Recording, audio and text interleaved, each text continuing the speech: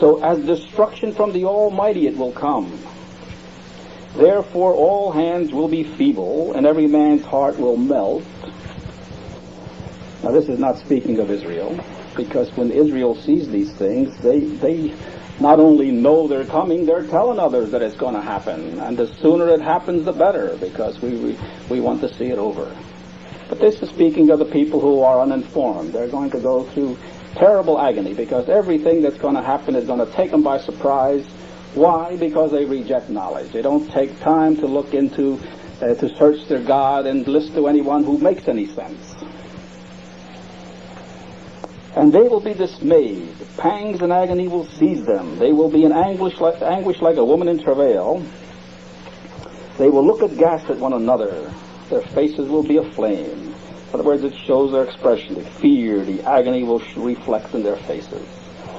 Behold, the day of the Lord comes cruel, with wrath and fierce anger. Now, the reason he uses these words, these descriptive words of cruel, fierce anger, is because of the tremendous anger, the vindictiveness of the opposing elements of the devil's organization when they turn on one another with fury, unrelenting. There'll be no mercy of any kind. This is the day of Yahweh's wrath. Yahweh is angry. But does Yahweh destroy them? All the time Yahweh is pleading. He lets them destroy themselves because they have rejected everything he's ever tried to do for them. All right, cruel with wrath and fierce anger, to make the earth a desolation, and to destroy its sinners from it. For the stars of the heavens and their constellations will not give their light. The sun will be dark at its rising, and the moon will not shed its light, indicating that there will be complete darkness for those who go about doing their own thing and ignoring Yahweh altogether. Now he goes on and says, in Babylon, the glory of kingdoms, the splendor and pride of the Chaldeans. Now remember, he started out with the day of the Lord is near, a destruction from the Almighty. Then he goes on to Babylon. He's associating Babylon with the day of the Lord and its destruction at Armageddon. And Babylon, the glory of kingdoms, the splendor and pride of the Chaldeans, will be like Sodom and Gomorrah when God overthrew them. Okay, this means they were completely annihilated. There was nothing left.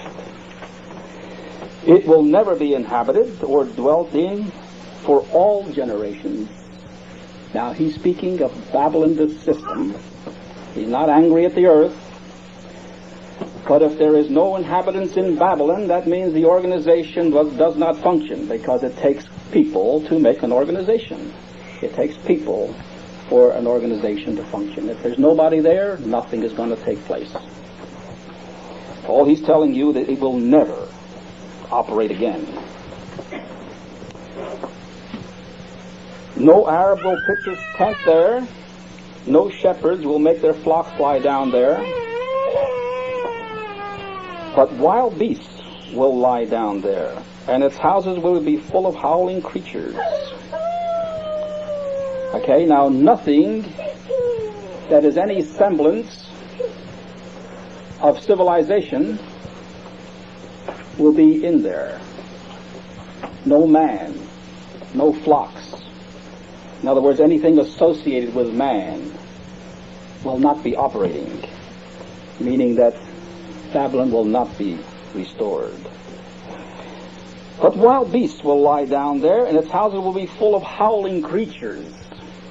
Okay? Wild, weird, eerie creatures will be there. Why does he say this? Is this true? No, it's not true. He's just showing you that this Babylon, the environment of Babylon, is so weird, so far out, that only this kind of eerie creature would feel at home in this system. They'd have to be a type of demon a werewolf, anything that's not human could live in a place like we're living in now, indicating that man will never go back there or never go back to this system, because these creatures will possess it. Their ostriches will dwell and their satyrs will dance, half man, half animal. Hyenas will cry in its towers, and jackals in the pleasant palaces. All unclean, wild creatures who do not get along with man at all. Its time is close at hand, and its days will not be prolonged. Okay? Now remember this. He associated the destruction of Babylon with the day of the Lord. So he is speaking of the antitypical Babylon, the true Babylon, the one that really, that Yahweh truly has vengeance against, because this Babylon in the last days will be far more informed than any other organization on the face of the earth. And it will encompass the entire earth. And when it goes down, the world goes down. Not just a world power or one nation. The entire organization of the devil goes down, never to be resurrected again. Okay? Now, he says, when the Lord has given you rest from your pain and turmoil, he's speaking to Israel, and the hard service which you were made to serve, you will take up this taunt against the king of Babylon, who is Satan the devil. How the oppressor has seized, the insolent or golden city ceased. The Lord has broken the staff of the wicked. Now the king of Babylon is the Satan the devil, who is the king of the wicked. Does that mean that everybody in the world is wicked? Everybody that doesn't know the truth? No. But by the time Yahweh's vindication arrives, by the time he pours his fury, anyone living in Babylon and fighting Yahweh is going to have a hard time proving their sincerity, although they will have an opportunity. Yahweh will not allow anyone to go down forever as long as the false prophet is around, as long as there is, the devil has the ability to deceive. And the only time that the false prophet is actually done away with is at Armageddon, when the organization goes down completely. Then there'll be nothing to deceive, because anything else but the kingdom will be dead. And there'll be no outcry, no public talks, no teaching of any kind that will contradict Israel or show anyone any other way that they should go. So the Lord has broken the staff of the wicked, the scepter of rulers, that smote the peoples in wrath with unceasing blows, indicating that they never had any relief, that ruled the nations in anger with unrelenting persecution. The whole earth is at rest and quiet. They break forth into singing at this time. All right.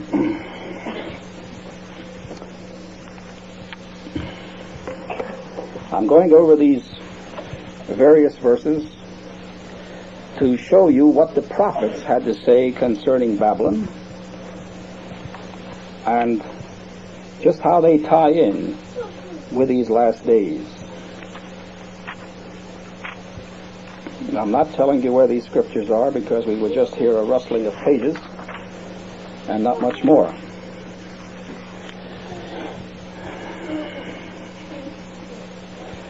All right, now he says also in Isaiah, "Come down and sit in the dust, O virgin daughter of Babylon."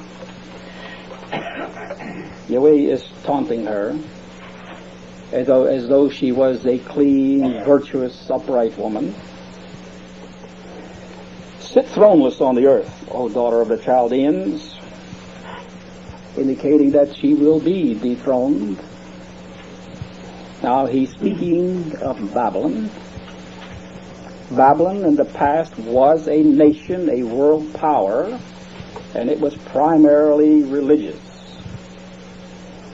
The Babylon of old was a type of the Babylon that will arise in these last days. The fulfillment of the antitypical Babylon, the true Babylon that Yahweh vents his wrath on, is this hypocritical, adulterous, impure, filthy organization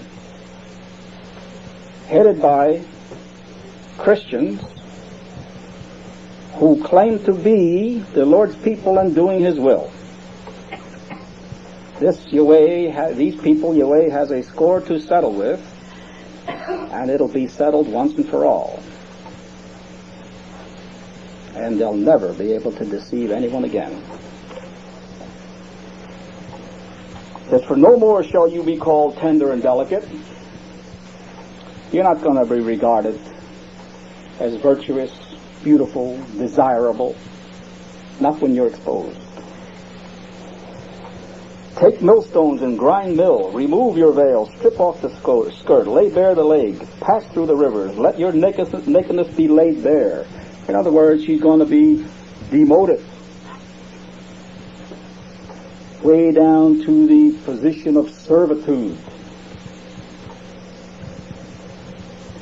where she will have no authority whatsoever. This is what Yahweh is bringing out. Never again will it rule over the peoples.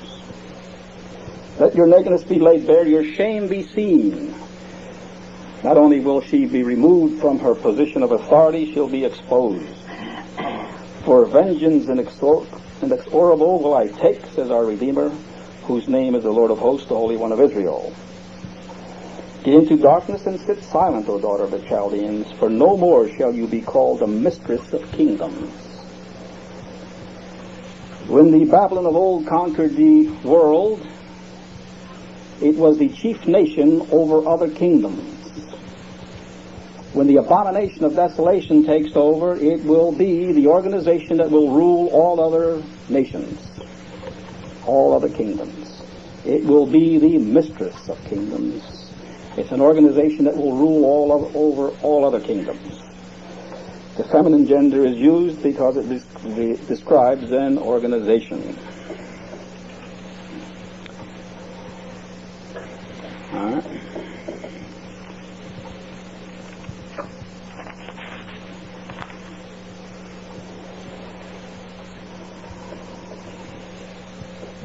Now, concerning his people, he says, go forth from Babylon, flee from Chaldea, with a shout of joy, tell, announce this, send it forth to the end of the earth.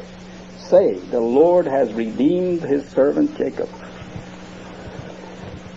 Okay, now even in those days, the prophet knew that the only salvation was to flee from Babylon. Okay, now, this was given in the Spirit. They actually did not know the full fulfillment of this. It was meant for the last days. And it's understood now that we must, as Revelation brings out, come out of her, my people. Now, for Israel to come out, it's not merely running away and hiding in the woods. This is one way of getting out. But this does not bring about Yahweh's blessing. Love your neighbor as yourself is one of the commandments. If you love your neighbor as yourself, you're not going to flee into the mountains and leave everybody here to die. If you think of your neighbor as you do yourself, you're going to want to take them along. So you don't get a bus and take a bus load over. You inform everyone about what is going to happen. You tell them everything that you know concerning the devil's organization, what is going to happen to it, and what the prospects of blessings are. And the more you know, the better equipped you will be, and the more convincing you will be, the greater service you will render. Now, Yahweh is not causing people to compete with one another. Everyone must do the best that they can. And if you do the best that you can and you only do a tenth of what somebody else does, you're equal to that other person. What Yahweh frowns upon is when a person does not try. These are the ones that are slothful. These are the ones that do not have the true faith. These are the ones that if they persist in this way, Yahweh will remove His Spirit. Or something horrible will happen to them that would really shake them up, if their heart is right. The intelligent will do the best they can, and they will be guided. And Yahweh will bless them all along. There'll be no need of punishment. Now we'll go to the book of Jeremiah.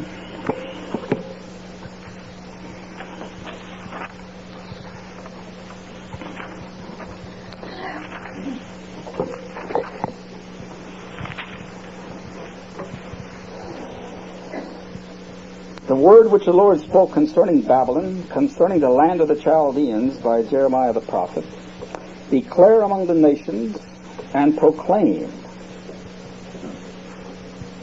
Set up a banner and proclaim. Conceal it not. And say, Babylon is taken. Bel or Baal is put to shame. Heathen gods, anything that is contrary to Yahweh, that goes against Yahweh, does not speak the truth, anything that is deceiving, the religions of the world, the religion of Babylon, even the believers in the Lord Jesus Christ is all part of Baal, part of heathen worship. Because Israel only deals with Israel. Yahweh only deals with Israel, His nation. Merodach is dismayed, another Babylonian idol. Her images are put to shame, her idols are dismayed. This is when the truth comes out. Everyone sees the truth for what it is. They see the lies that they have been taught in the world, and I can't wait for this. These people sitting in authority and lying continuously through their teeth, interpreting the scriptures, teaching you in schools about evolution, telling you how they're going to make peace with might. All of these lies, telling you how they're going to solve the system, that they will have peace and prosperity. They will come to a time when the earth will be at peace and everyone will be happy. And things are getting worse and worse and worse. And I don't know how they can keep on talking. But something is injecting them with some type of a falsehood, of some needle of falsehood that keeps them flapping their lips. He says, for out of the north a nation has come up against her. The north is the region of authority. This is Israel. Behold, I will bring strangers upon you, the terrible of the nations.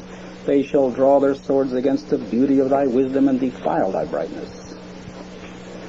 These total strangers to this world are Israel. They're not the Russians, they're not the Germans, they're not the French, they're not anyone else, because they're all part of this world. But these unusual people that nobody understands, the people who think, who are branded as nuts and out of their mind, because no one can understand them, is Israel. These are the true strangers. These are people actually from another world, you might say. They have an entirely different policy. These are the ones who strike the nations with the fury of Yahweh's vengeance, bring out the truth, lay the records bare for everyone to see. And this will have much more effect than any carnal weapons could ever have. For out of the north a nation has come up against her, which shall make her land a desolation, and none shall dwell in it. Both man and beast shall flee away, indicating that Babylon will be stripped. naked, completely empty, no longer functioning. In those days and in that time, okay, now there is an indication which, speaking of a far future, far distant day, and this was prophesied 2,500 years ago. In those days and in that time, says the Lord, the people of Israel and the people of Judah shall come together. Even in the divisions in the Lord's people will be healed. They shall come together weeping as they come, and they shall seek the Lord their God. Now this is the time when the exposing goes on, when the publicity is going full speed. All of Israel and all of Judah get together, they see eye to eye, and they serve Yahweh in truth and understanding. They shall ask the way to Zion, Yahweh's organization, where they can get instruction, with faces turned toward it, saying, come, let us join ourselves to the Lord in an everlasting covenant, which shall never be forgotten. Okay, this is not the covenant of old, of the Israel of the flesh. This Israel wants to obey Yahweh and receive an everlasting blessing. They know in their hearts that they must never depart from Yahweh, because He is the only source of blessing. And they have learned the results of breaking a covenant, knowing how disastrous that is. And they firmly avow that this time they will keep their covenant. Now this is not the Israel of old, of course. This is the Israel of promise. Now he says, set yourselves in array against Babylon round about. He's describing Babylon as though she's going to be under attack. All you that bend the bow, shoot at her, spare no arrows, for she has sinned against the Lord.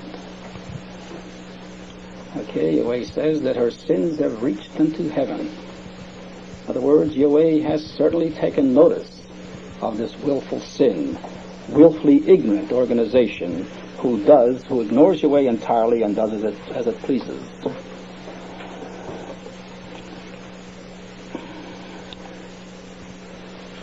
Alright. Now, in those days and in that time, says the Lord, iniquity shall be sought in Israel. You look for evil in Israel, and there shall be none. That's not a beautiful promise. He didn't have to look very hard with Israel the flesh.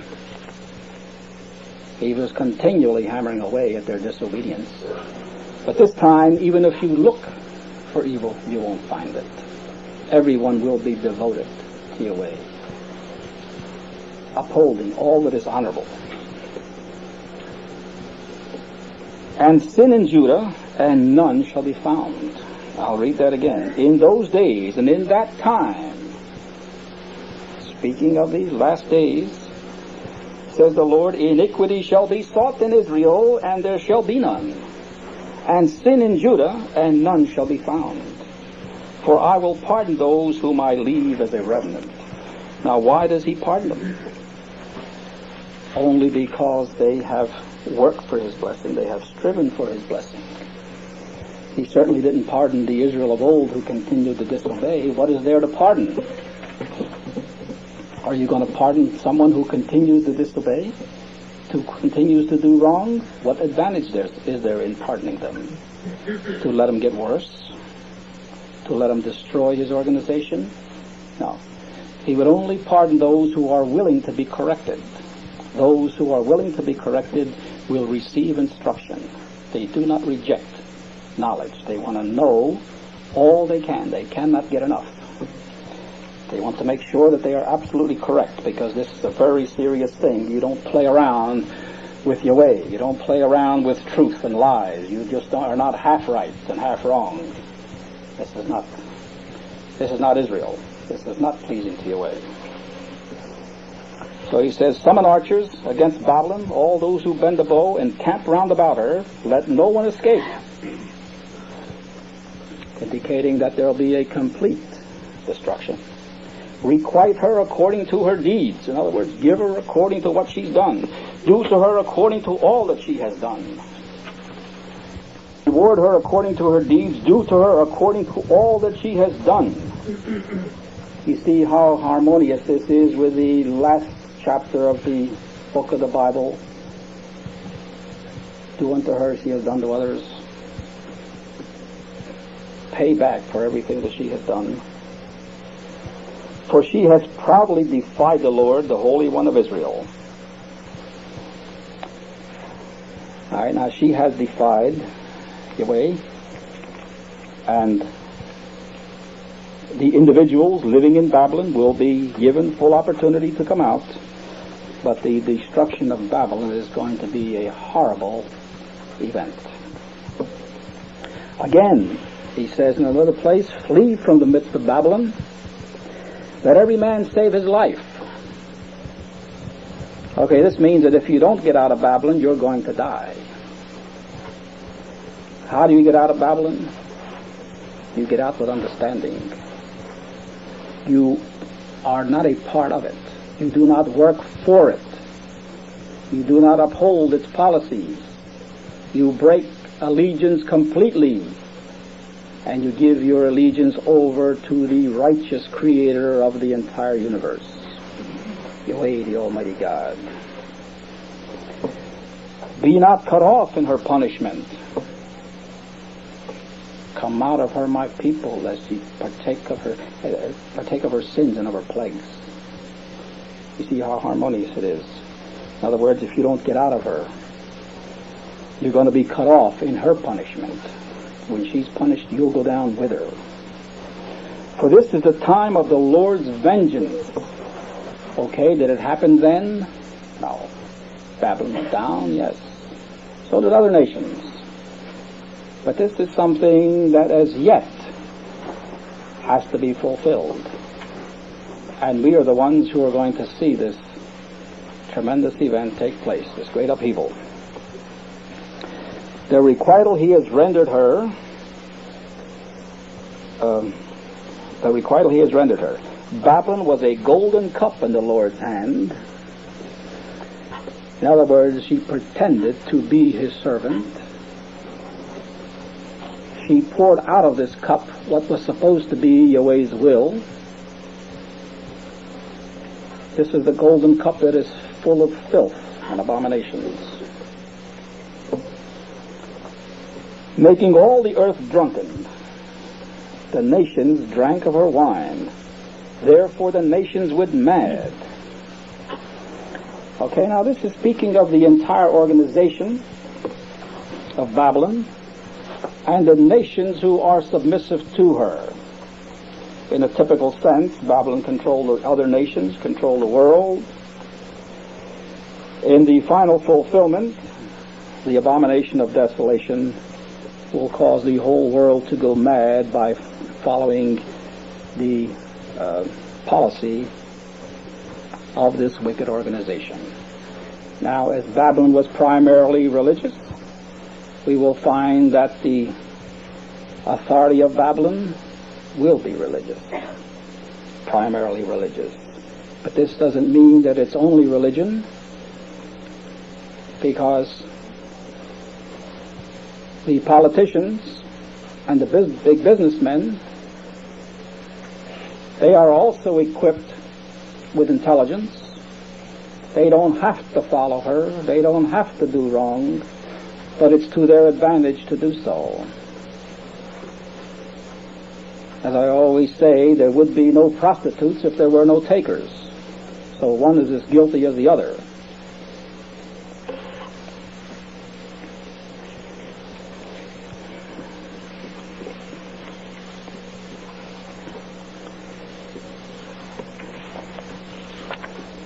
Now, in the book of Revelation, we have a brief verse.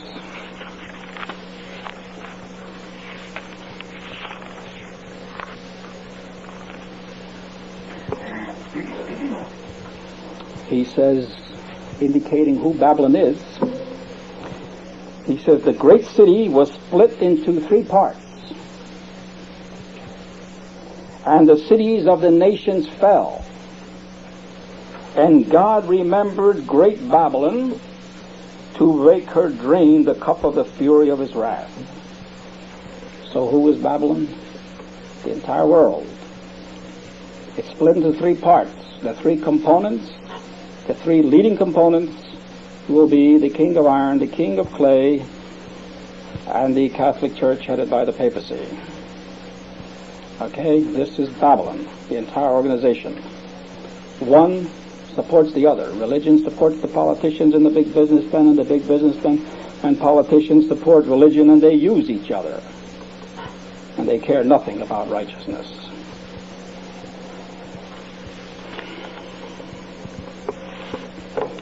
Okay, now getting back to the 18th chapter of Revelation. John was given a vision concerning Babylon.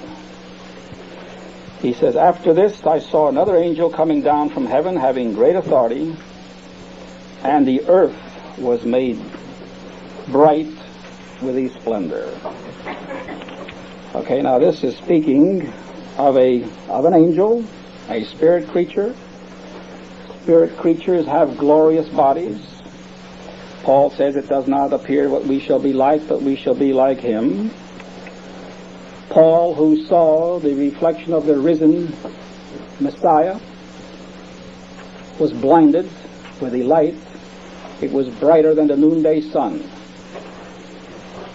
Okay, all this is bringing out is that it is a spirit creature, an angel, that comes down, and the earth was made bright with his splendor. And he called out with a mighty voice, "Fallen, fallen is Babylon the Great. It has become a dwelling place of demons, a haunt of every foul spirit, a haunt of every foul and hateful bird." Okay, this means that Babylon has gone down and is not to be inhabited by humans again. All right. Now the reason for this, it says, "For all nations have drunk the wine of her impure passion." The abomination desolation, which gathers all nations and causes all nations to become submissive to her. They sell the nations a bill of goods, which the nations accept. They deceive the nations, and they cause the nations to sin.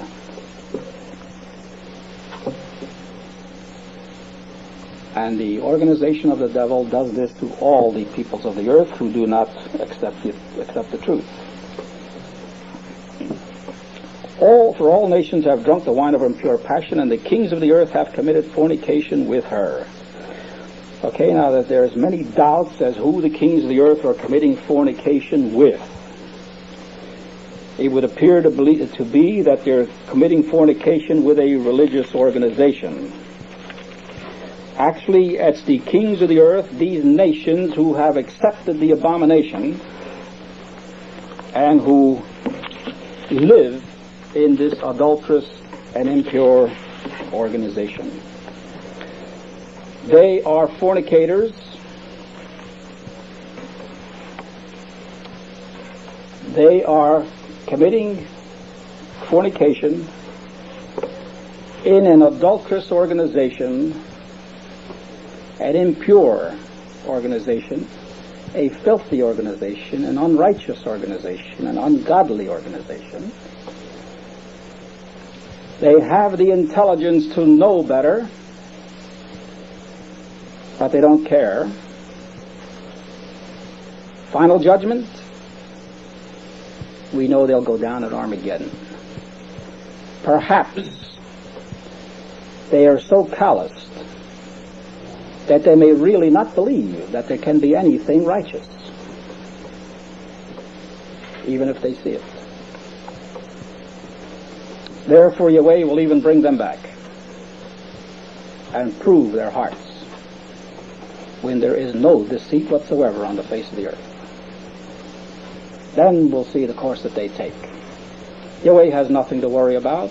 Israel has nothing to worry about. They will be given 100 years trial, and when the time comes for them to be cut off, they'll be cut off, because no one is going to get everlasting life contrary to Yahweh's will. No one is going to conquer Yahweh's organization again.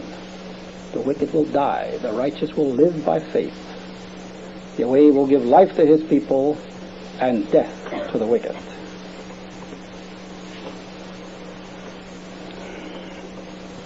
All right, the kings of the earth. This is the rulers of the different nations who join in this adulterous organization, and all the leaders of the earth who have committed fornication with her, and the merchants of the earth have grown rich with the wealth of her wantonness. The policy followed by the big business of this earth is fantastic. We can't even begin to imagine the waste, the corruption, the astronomical amounts of money that flows into these organizations. They don't skimp pennies.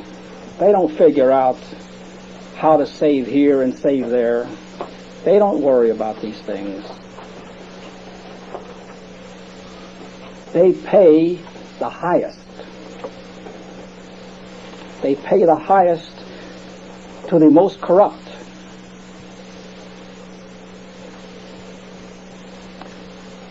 They pay graft. They pay any amount without being careful of saving anything, and their market is more or less assured because they are in control, complete control. You and I could never get into a position of big business. Now, just probably a few years before your time, before the time of some of you, in 1947, a man named Tucker tried to break into the automotive business, building automobiles. He had a fantastic car. He had the engine in the rear, horizontally opposed pistons. You could take the engine out and replace it in 35 minutes.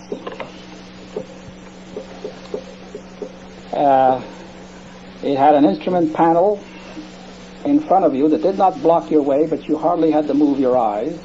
It had shatterproof glass. It had a light in the center that turned as you turned the corner. It was low, very low, but in order not to hit your head, the tops of the roof would open up with the doors, give you more clearance. Fuel injection. I forgot how many less parts it had. That man went through hell. General Motors, Ford, Chrysler were in agony. Everybody was waiting for the Tucker to come out. It was called the Tucker 48. Nobody was buying any cars. So they go to Uncle Sam and make false accusations that the man was not really going to put out a car. So Uncle Sam stops the process, investigates for several months until he goes broke. When he goes broke, Uncle Sam says, okay, you can go ahead. That was the end of him. He had nothing to work with. They finished him. So the murderers, the sharks of the industry, the bloodthirsty animals, went ahead and produced their General Motors and Fords and Chryslers on his spoils. They copied many of his innovations. You have this glass that pops out and shatterproof and all these things. Many things they copied off of him. I even saw a Cadillac with one of these doors where the roof opens up for the big shots. He actually started disc brakes. He had all these things. That was in 48. So you see how bloodthirsty and how the government actually works together with those who are in authority now, the big business that is in authority. You try to break in and see what happens. If you make an invention, your life's in danger. Especially if it's an invention which, for instance, would deprive the oil companies or any of the big institutions of any of their profits.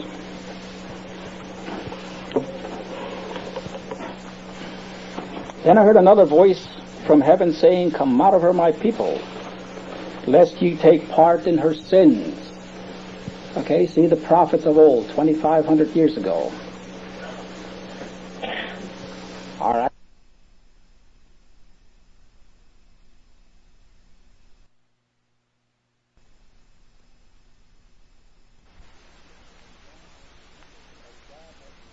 And God has remembered her iniquities.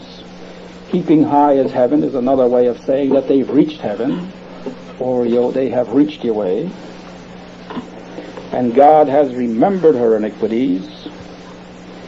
So he says, render to her as she herself has rendered, and repay her double for her deeds. Mix a double draught for her in the cup she mixed. Then he goes on to say, as she glorified herself and played the wanton, so give her a like measure of torment and mourning. Okay, she's going to be given the same thing, but her torture will actually be double than what she has done to the poor. The poor never had anything. They're held down. They never lost anything because they had nothing to lose. It's because of Babylon that they have nothing. They're reduced to slavery, or they are really rendered slaves, and they work for the upkeep of this abominable organization. But Babylon will have a double portion of agony. Not only will she have nothing, she will lose what she had. In other words, she gains something. When you gain something and then lose it, it is much harder for any individual. On top of that, she has to undergo the agony of being exposed, being proven a fraud and a liar and a selfish, deceitful organization in the eyes of all Yahweh's creatures. And for this reason, she will suffer even more. As far as making the people suffer, she couldn't suffer any more, literally, than the agony she has produced on the human race. But she will suffer because she has something to lose, and she will be the target of Yahweh's anger, which will not be the case for the common man. And it is the individuals who make this organization, the living creatures who support this abomination, that will feel the brunt of this attack. It's not just the organization, it's those who made it, those who supported it, those who fostered it, those who planned it, those who deceived the others into supporting it.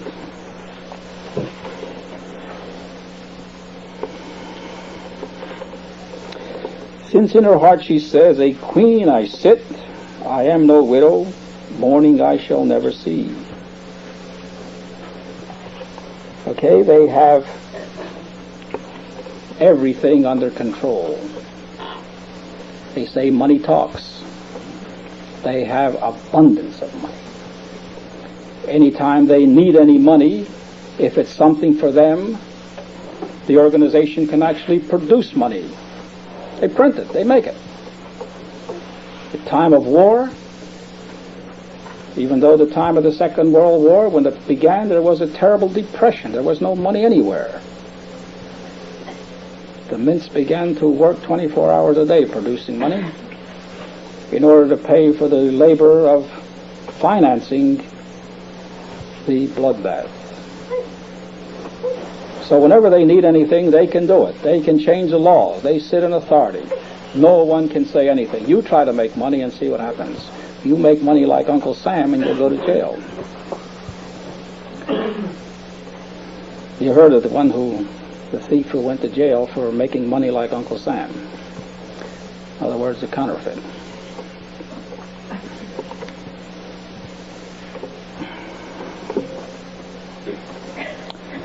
I am no widow, mourning I shall never see. In other words, she feels absolutely secure. She's an authority. Nothing can change it. She does as she pleases. Any unforeseen event that arises, they can control it. They can do as they please. No one can stop them. So shall her plagues come in a single day, pestilence and mourning and famine, and she shall be burned with fire. Okay, pestilence is something destructive which brings about death, mourning, sorrow, tremendous sorrow, famine, that brings about death also. In other words, she's deprived of anything that sustains her. Well, what did sustain her? Well, she actually was sustained on lies. She was sustained by the individuals who believed her. But when she's exposed, she'll die of hunger. There'll be nothing to nourish her. The people will turn away from her. She shall be burned with fire, completely consumed, exposed and consumed. For mighty is the Lord God who judges her. And the kings of the earth who committed fornication and were wanton with her will weep and wail over her when they see the smoke of her burning. Okay, at this time, the apostle sees the destruction of Babylon. Now, this doesn't mean it has to be necessarily after Armageddon. This is when the organization falls apart. Then this is when it disagrees with itself and can no longer function as it did before. When it begins to turn on itself, there can no longer be anything. Things can never be the same. They cannot have trade. They can't make profit. They can't make any plans of any kind and fulfill them to their own fulfillment, to their own desires, to their own profit. There's nothing. They stand at odds. The organization is broken down. They cannot communicate. This begins actually with the fall of the papacy, because they will be closely cemented together, closely united, all trusting in the one organization, putting all of their hopes in the ability and the mysticism of the papacy to solve their problems, to seduce the peoples of the earth through the mysterious power that the Pope will claim to possess, the power with which he has seduced the nations in the past. This still lingers with the peoples of the earth. They believe truly that if he's endured so long, there must be something there. Only Israel really has the courage to break away and look the matter square in the face. All right, the kings of the earth who committed fornication and were wanton with her will weep and wail over her when they see the smoke of her burning. Okay, these are all part of this organization who are functioning in an impure, filthy, adulterous organization which uses religion for its own benefit and cares nothing about honoring the Almighty God and doing His will. Merely uses it. We will be religious to show what good people we are, that the people will support us and look upon us as benefactors of the earth. Probably they don't even know their own hearts. They're so dirty, they're so selfish, they're so conceited that they think they can get away with it. And they do for a while.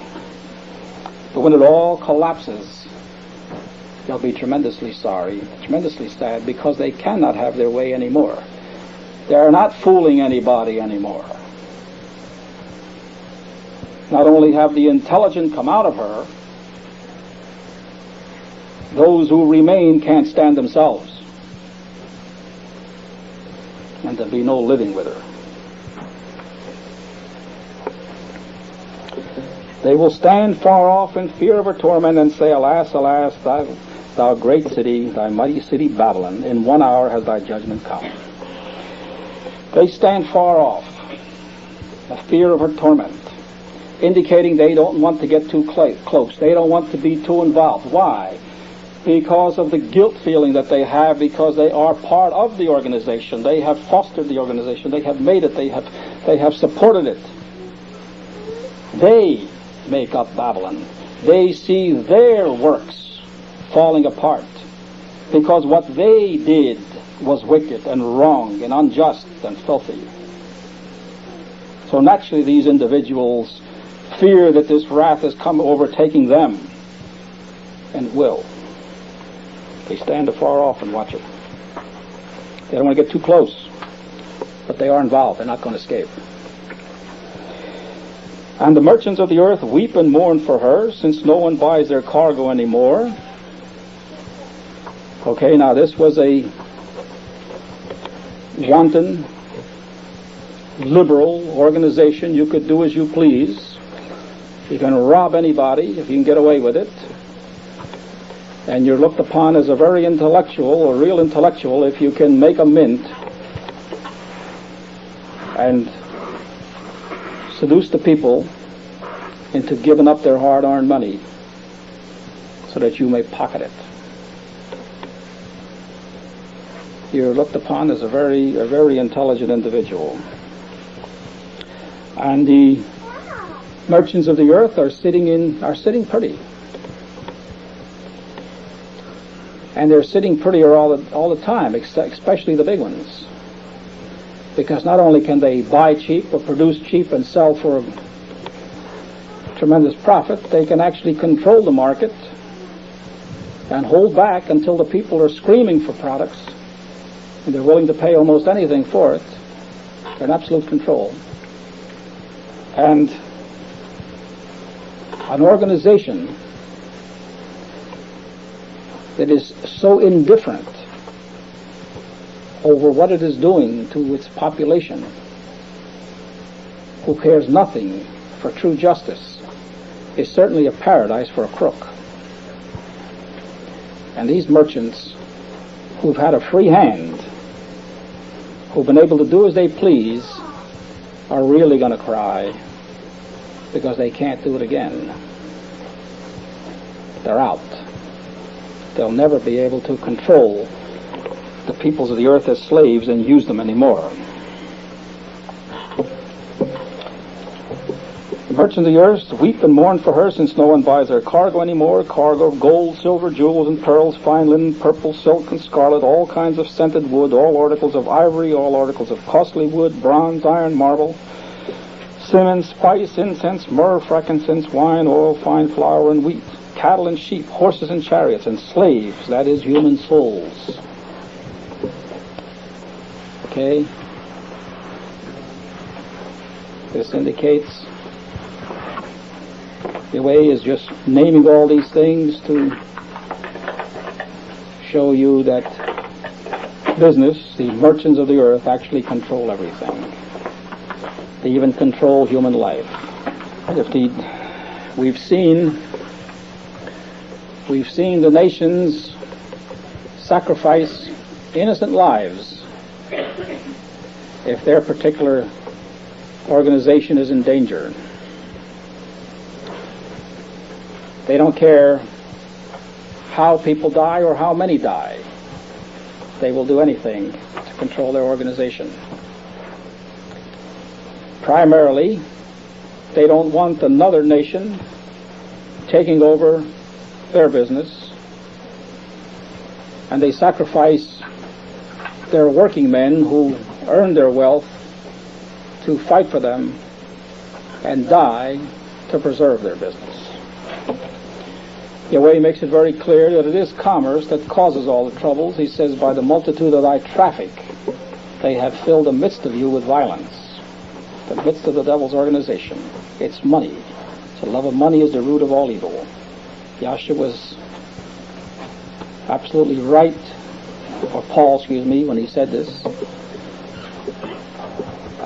Joshua says you cannot serve God and mammon. In other words, if you're a servant of money, you're not going to be a servant of the Almighty God. All right, the fruit for which thy soul longed has gone from thee, and all thy dainties and thy splendor are lost to thee, never to be found again. Okay, the fruit that you long for, that which you desired, the reward that you expected to receive through this policy, this wanton policy of Babylon, can never now be realized, because the system is not functioning as it was, and it will never function again. In other words, you will not continue to pile up money, or you will not get money, or you will not remain the elite of the earth anymore in this organization, because it's no longer there.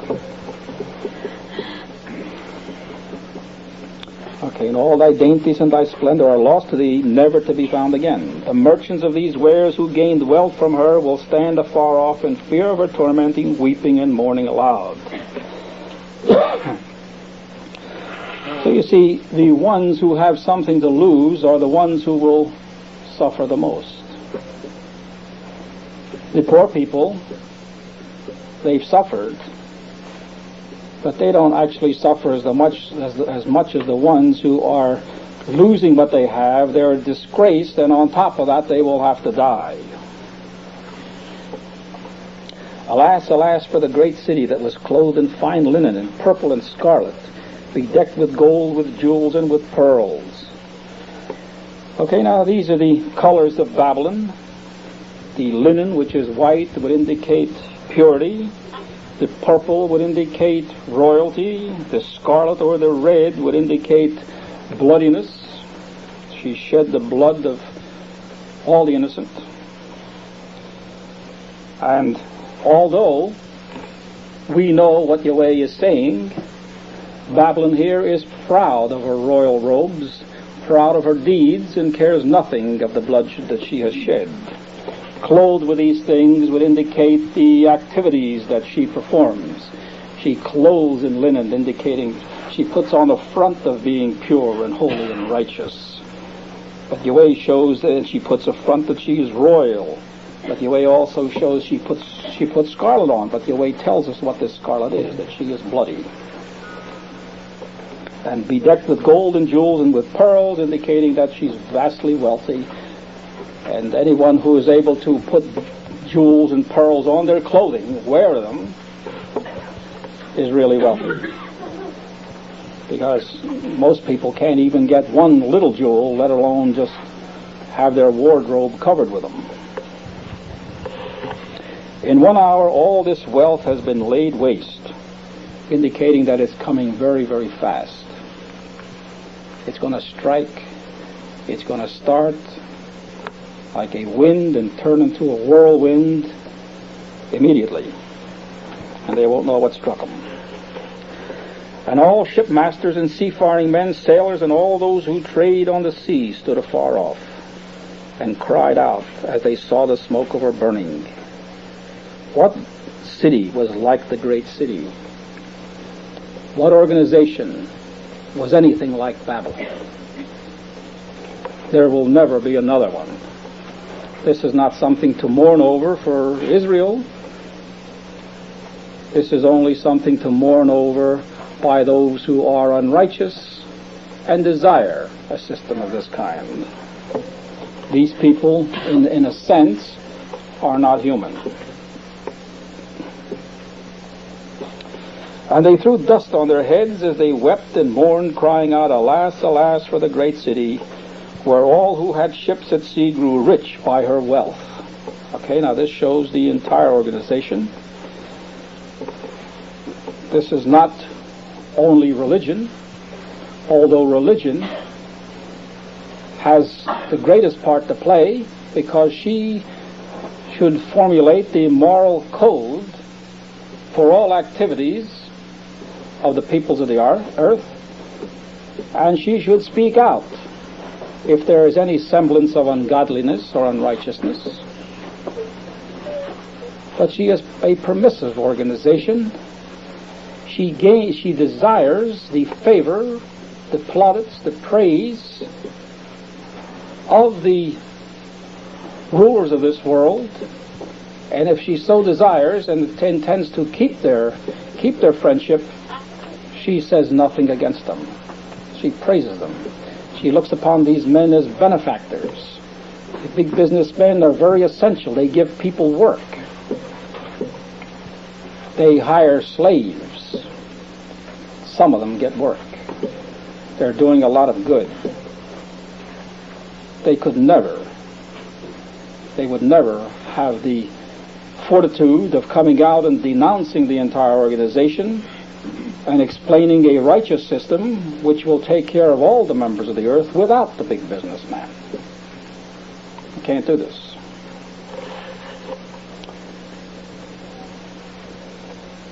In 1 hour she has been laid waste. Rejoice over her, O heaven. All right, when you see these things come to pass, look up, lift up your head, for your redemption draweth nigh. Now Israel is rejoicing. The members of this earth, the members of this world, those who are part of this organization will truly have something to be sorry for, because everything they want is going to be taken from them. But with Yahweh and his people, rejoice over her, O heaven, O saints and apostles and prophets, for God has given judgment for you against her. Okay? This is the time of deliverance. There will be a time that Jacob or Israel will have trouble, but Israel will be delivered in these days with the destruction of the entire system of the devil. Now, the Babylon of old conquered typical Israel because of the sins of Israel. Yahweh permitted this. You wonder what is going to be gained by allowing Babylon to conquer Israel a second time. Why should he allow Babylon, or the abomination of desolation, to conquer the Israel of promise? There is a reason. The Israel of promise will not be dismayed, because Yahweh has foretold them what is going to happen. They vividly see the wickedness of the devil's organization and can clearly see the division of sides, and they see the activities and conduct of the devil's organization moving in against righteousness, which will actually strengthen the true Israel. So we're not being captured. We have too much spirit, too much knowledge. We see right through this. He who leads into captivity will go into captivity. He who kills with a sword will die with a sword. Here is the faith and the patience of the saints. We don't worry. We know that what they do to us is going to be done to them. But who will actually be captivated in Israel? It'll be the Israel which is not truly Israel. Many will lay upon them, will join them through flatteries or for false reasons. We will have a tremendous multitude of false Israelites. And when the abomination takes over, he will actually conquer them as the king of Babylon conquered typical Israel. These will feel the captivity of Babylon. These will see where Babylon is ahead of Israel and has more freedom, can do as they please, can make money, can use people, can live in a selfish manner without anybody caring. They will feel that Israel has been conquered and has taken a back seat and will not be able to flourish. These false Israelites will break away and join Babylon. So the wisdom of Yahweh is made manifest when we see why he allows his true people to be overrun. In spirit, we're not overrun. You heard the old saying, that bars do not a prison make. You can be in jail and be freer than a man who's outside and is a servant to the devil's organization. He's actually in captivity. So Yahweh permits this to clean house. And Israel is not being conquered. Israel is proving themselves. Israel is honoring Yahweh, and Israel's house will be cleansed. And if it wasn't for this, we would have a lot of false Israelites with us who would have no respect for Yahweh, no respect for his prophets, and you would have other prophets popping up, elected by the individuals who would contest with the true prophets, and you would have discord in Israel. And unless Yahweh cleans house, there would be this problem. But iniquity will not rise up a second time. So he baits the trap, and they bite, and they're captured. Then the mighty angel took up a stone like a great millstone and threw it into the sea, saying, So shall Babylon, the great city, be thrown down with violence. Okay? Jeremiah said the same thing 2,500 years ago. That after he read the notice to Babylon of its destruction, and he rolled the paper up and threw it into the Euphrates River, tied it with a stone and threw it in the Euphrates River, never to come up again. This was a symbol of the destruction of the devil's organization, never to come up again. So shall Babylon, the great city, be thrown down with violence, and shall be found no more. And the sound of harpers and minstrels, of flute players and trumpeters shall be heard in thee no more. Okay, any activity of life is not to be heard anymore in the devil's organization, because it will not exist. If there's no one in Babylon, there definitely is nothing going on. It's dead. It's a ghost town.